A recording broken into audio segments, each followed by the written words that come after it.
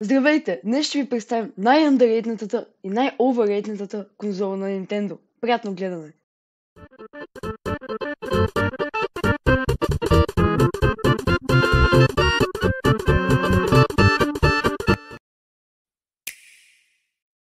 Защо Nintendo Wii U е много underrated Nintendo конзола?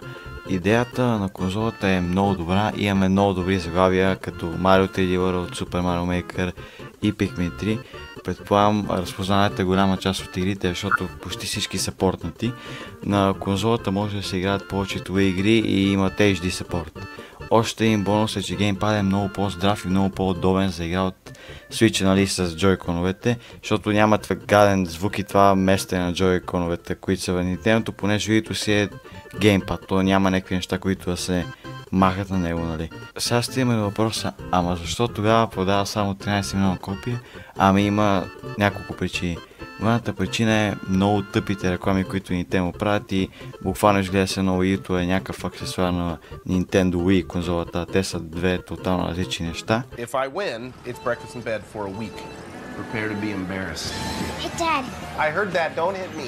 Wow, that was a cheap shot. Okay. Nope. И това е главната причина да се провали. Понеже GameCube не се продава добре, Nintendo се отказва да правят конзоли, които се сравняват с мощността на PlayStation и Xbox.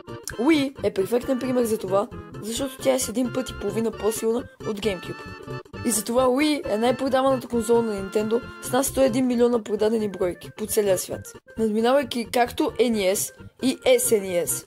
Излиза 2006 и е известна със своите уникални характеристики. Но най-доброто не стига до тук. Wii се появява с Wii Sports. Играта се превърна в най-продаваната игра на всички времена с над 82 милиона продадени копия.